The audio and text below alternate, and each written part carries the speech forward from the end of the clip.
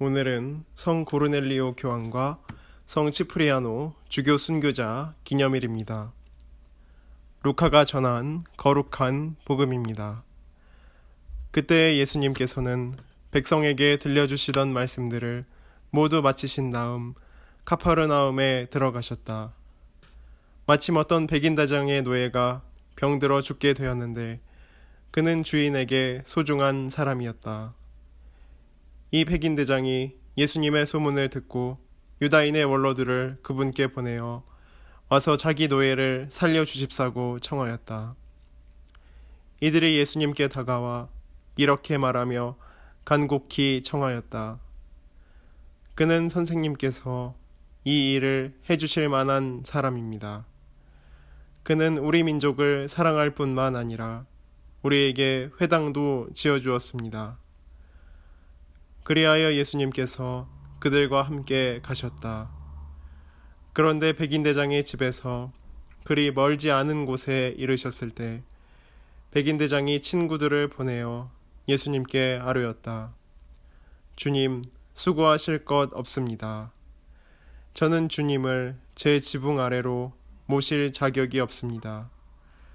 그래서 제가 주님을 찾아뵙기에도 합당하지 않다고 여겼습니다. 그저 말씀만 하시어 제 종이 낫게 해주십시오.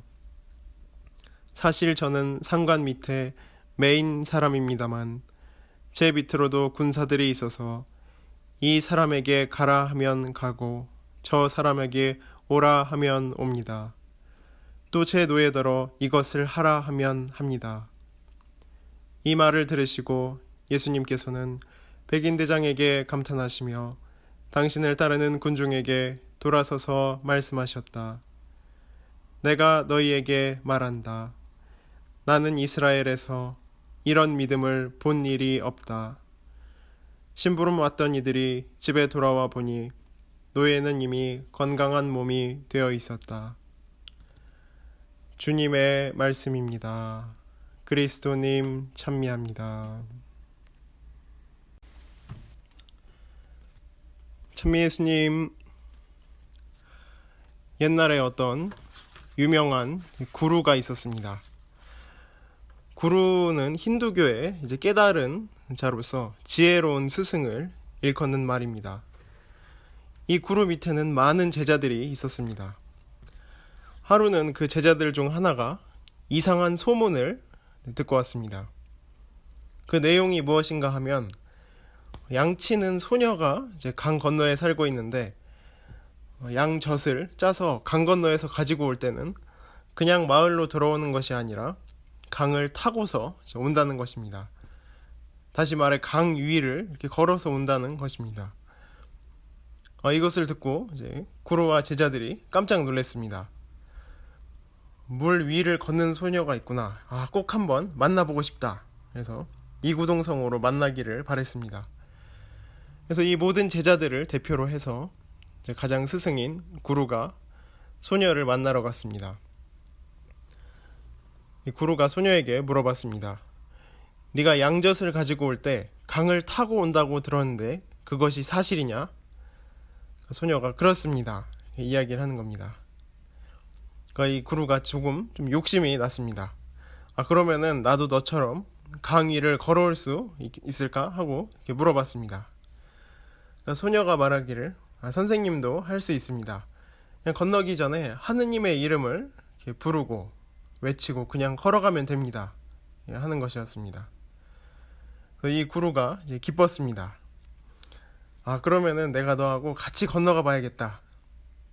그래서 강가에서 이제 기도를 하면서 물 위를 건널 날을 이렇게 기다렸습니다. 이제 근데 이것이 소문이 퍼져서 사람들이 좀 모이게 됐습니다. 그래서 어느 날 이제 이 소녀에게 같이 강 위를 걷자고 이야기를 했습니다. 그래서 소녀가 앞장서서 가고 구루가 이제 뒤따라갔습니다. 소녀가 먼저 하느님의 이름을 이렇게 부르고 강 위를 걸어가자 이 구루도 뒤따라서 걸어갔습니다.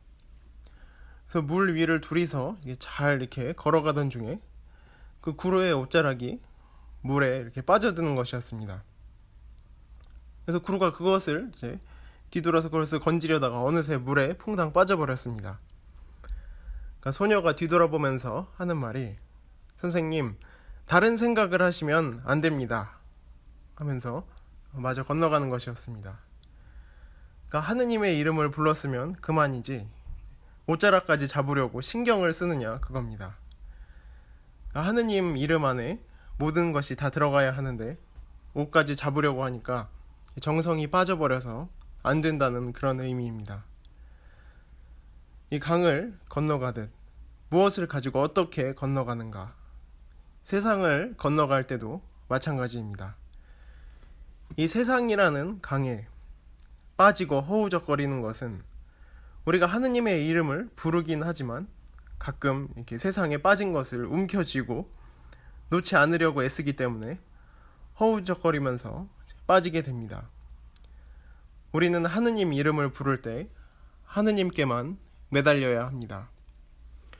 오늘 복음에서 백인대장의 이야기가 참으로 제 인상에 남습니다. 사실 저는 상관 밑에 메인 사람입니다만 제 밑으로도 군사들이 있어서 이 사람에게 가라 하면 가고 저 사람에게 오라 하면 옵니다. 이것을 이렇게 읽다 보면 군인으로서 이렇게 이야기하는 건가 보다 이렇게 생각할 수도 있는데 자세히 이것을 이제 묵상하다 보면 이 백인대장 본인의 신앙 고백임을 이렇게 깨달을 수가 있습니다. 그러니까 이것이 남을 부리는 자신의 모습을 이야기하는 것이 아니라 하느님과 나와의 관계가 이러함을 이야기하는 것입니다. 그러니까 하느님께서 나에게 이렇게 하라면 가고 또 이렇게 또 오라고 하면 오는 내가 그런 존재임을 예수님께 솔직하게 고백하는 모습입니다. 그리고 또 제 노예대로 이것을 하라 하면 합니다. 그러니까 하느님께서 나에게 이것을 하라고 하면 하는 그 믿음을 고백하고 있는 것입니다. 그래서 예수님께서는 그 믿음을 바로 알아보십니다. 나는 이스라엘에서 이런 믿음을 본 일이 없다. 여태까지 이렇게 굳은 믿음은 본 적이 없다는 것을 예수님께서 강조해서 이야기하시는 것입니다. 이것은 오늘날 우리에게도 똑같이 삶을 살아가는 데 있어서 적용되고 있습니다.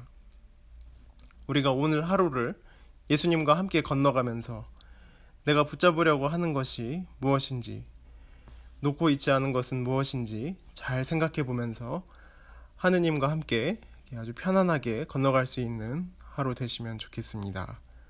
아멘.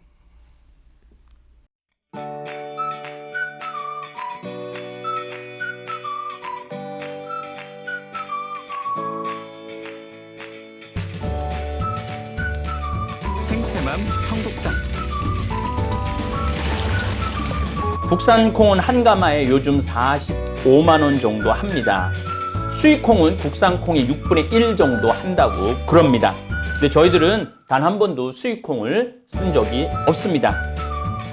성필리포 생태 마을에서는 콩값이 뛰어도 내려도 가물어도 풍년이 들어도 흉년이 들어도 청국장 가루는 지난 10년 동안 1kg에 3만 원 판매 변함이 없습니다. 우리 생태맘, 우리 청국장 가루 이름이 생태맘입니다. 생태마음, 엄마의 마음, 이런 것을 합쳐서 생태맘 청국장 가루입니다. 미국 FDA 식품의약청 심사도 통과해서 1년에 50만 달러어치를 벌써 3년째 수출도 하고 있습니다. 어쨌든 여러분들 청국장 가루 많이 구매하셔서 맛있게 많이 드시기 바랍니다. 저는 아침에 밥숟갈로 2숟갈 물에 타서 마십니다.